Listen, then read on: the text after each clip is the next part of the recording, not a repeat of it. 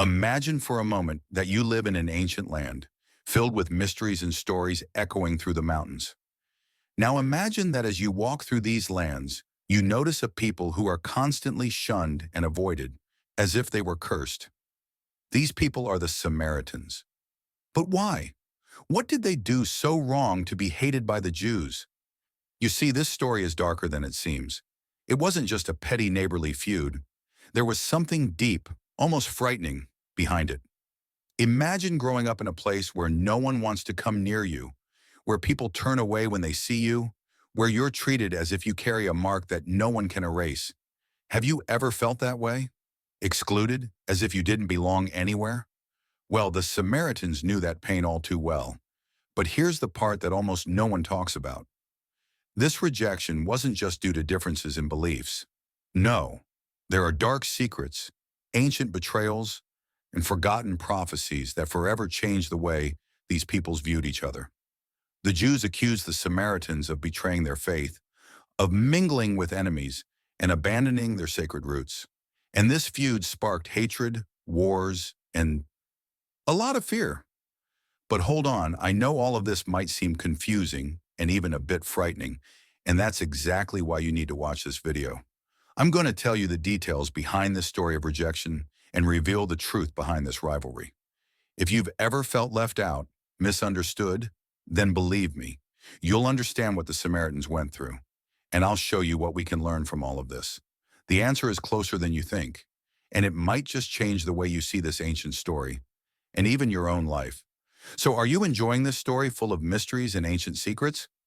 Then before we dive even deeper, make sure to subscribe to the channel and leave your like. That way you won't miss out none of our adventures through the past, and it also helps us bring more content like this. Let's discover the mysteries of history together. Leave a like and subscribe now.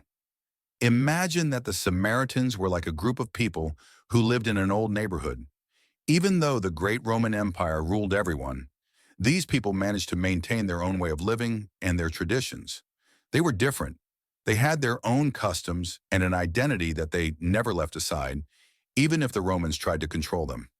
It all started a long, long time ago, when the great kingdom of Israel split into two pieces: the northern kingdom, with its capital in Samaria, and the southern kingdom, which had Jerusalem as its center.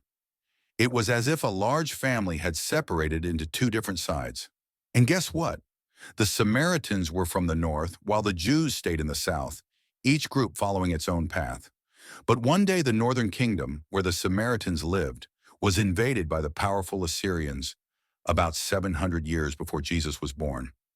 The Assyrians took many Israelites away and brought people from different places to live there. Imagine a bunch of new neighbors moving into your neighborhood, all speaking different languages and with weird customs. Over time, the Samaritans began to mix with these new people, and this was how a new community emerged with a mixture of cultures and religions. The Samaritans ended up being seen by the Jews as people who they had changed their beliefs and traditions. Because they mixed their religious practices with those of other peoples, the Jews considered them impure, both in religion and as an ethnic group. This difference in beliefs was one of the reasons why the Jews and the Samaritans did not get along. The Samaritans, on the other hand, had a very different opinion about who they were. They believed themselves to be the true descendants of the ancient tribes of Ephraim and Manasseh. They saw themselves as those who truly preserved the original faith, even after the Assyrian invasion. In their view, they continued to worship God in a pure way, maintaining their traditions and beliefs without deviating. Just imagine, while the Jews of Jerusalem thought that the holiest place to worship God was the great temple on Mount Moriah in Jerusalem, the Samaritans had a completely different idea. They believed that the true place chosen by God was Mount Gerizim, which was very close to where they lived. For them, that mountain had been sacred since ancient times, the place where their ancestors spoke with God. The Samaritans even built a temple on top of Mount Gerizim. For them, this was where the most important celebrations took place, while on the other side, the Jews looked on with suspicion and saw this as heresy, as if it were a big mistake. To complicate matters further, the Samaritans had their own version of sacred texts. They followed a special version of the Torah called the Samaritan Pentateuch. It was as if they had a slightly different rule book than the Jews. Although this Torah was similar to that of the Jews, it had some important changes.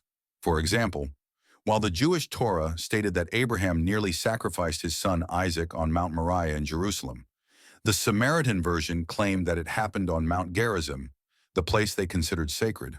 This only widened the gap between the two peoples, each firmly believing that their version was the correct one.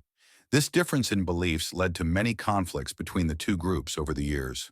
The Jews viewed the temple that the Samaritans built on Mount Gerizim as an affront, almost like a direct provocation.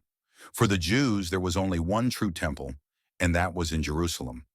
Tensions reached their peak when a Jewish leader named John Hyrcanus decided to destroy the Samaritan temple on Mount Gerizim, around 100 years before Jesus was born. It was a crushing blow for the Samaritans, who never forgot this destruction. This only deepened the anger and resentment between the two groups, leaving scars that would last for centuries. Over time, this rivalry became less intense, but not because the two sides made peace. Rather, it was because the Samaritans gradually lost strength and influence. When the Roman Empire came to rule the region, the Samaritans became an increasingly smaller community. They did not involve themselves in the major Jewish revolts against the Romans, like the famous destruction of Jerusalem in 70 AD, which led to the Romans crushing the Jews with brutal force. Despite trying to stay out of trouble, the Samaritans also suffered indirectly from the harsh repression and control that the Romans imposed throughout the region. This made it even harder for them to continue practicing their traditions in peace. When the Byzantine Empire took over the region, the situation worsened for the Samaritans. By that time, the Byzantines were Christians and were not very tolerant of other religions. As a result, the Samaritans faced significant persecution because they did not follow Christianity. Tired of so much oppression, they rebelled several times, such as in the famous revolt led by Julian ben Sabbar in 529 AD. At first, they even managed to conquer part of Samaria, but the Byzantines quickly responded with force. The repression was brutal, resulting in many deaths and further weakening the Samaritan community. After these revolts, their lives became even harder, with new prohibitions and attempts to force them to convert to Christianity. When the Muslims conquered the region in the 7th century, the Samaritans' lives changed once again.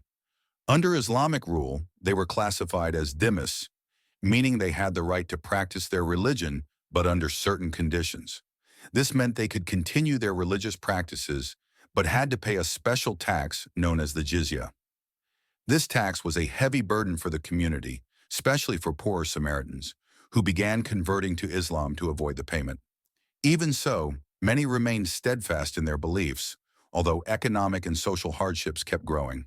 These pressures, along with marginalization, caused the Samaritan population to continue dwindling. During the Abbasid period, and later under Mamluk rule, the situation for the Samaritans did not improve. In fact, it became even harder. They were forced to pay higher taxes and faced even greater discrimination. Imagine living in a place where, in addition to being treated as a second-class citizen, you also had to pay extra fees just to practice your faith. Amidst all this, many Samaritans eventually left their lands or blended with other communities to survive. To make matters worse, during the Crusades, the Holy Land became a battlefield. Although the Crusaders did not directly target the Samaritans, the violence and chaos of the wars affected the entire region. Their villages were looted, and many lost what little they had, further weakening their already fragile community. When the Ottoman Empire took control of the region, life for the Samaritans remained difficult. But there was one small difference. They were officially recognized as a distinct religious community.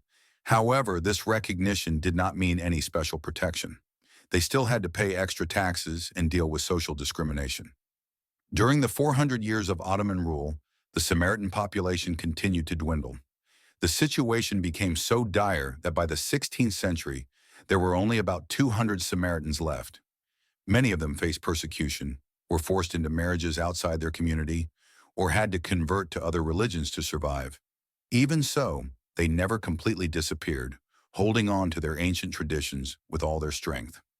Amidst such hardship, something unexpected happened in the 19th century. European explorers and scholars began to take an interest in the history of the Samaritans. Figures like Edward Robinson and the Wilson brothers visited the region and documented the lives of this small community, bringing global attention to them. With this renewed curiosity, the Samaritans began receiving support from Jews and even from international organizations that sought to preserve this ancient culture. This newfound interest provided the community with a bit of hope and financial support to survive during such challenging times. It was a moment of rebirth for them, even though their numbers remain small. Today, the Samaritans are a small community, but they are still present, keeping their traditions alive. Currently, there are around 800 Samaritans spread across two locations, Holon in Israel and Kiryat Lusa, near Mount Gerizim. Despite their small numbers, they continue to celebrate their millennia-old traditions. They strictly observe the Sabbath, carry out the lamb sacrifice during Passover on Mount Gerizim, and faithfully follow the laws written in the Samaritan Pentateuch. In recent years, academic and tourist interest in Samaritan culture has increased, helping the community strengthen economically and preserve its unique identity. Today, the Samaritans are a living example of how a community can adapt over time without relinquishing its identity. Despite the many changes in the world around them, they remain steadfast in their beliefs and customs. They strictly observe the Sabbath and adhere to the precepts of their version of the Torah, which differs slightly from the Jewish one. Passover is the most significant event for them, and witnessing the community come together to perform the lamb sacrifice on Mount Gerizim feels almost like stepping back in time. It's a spectacle of faith, tradition, and family unity that attracts onlookers from all around, eager to understand how such an ancient practice has survived for so many centuries. Additionally, the Samaritans have been working hard to ensure that their traditions are passed on to future generations. They understand that, being so few in number, every new birth is a victory, and each child represents a hope that the flame of their heritage will continue to burn. Over time, they have learned to balance preserving their traditions with the need to adapt to the modern world.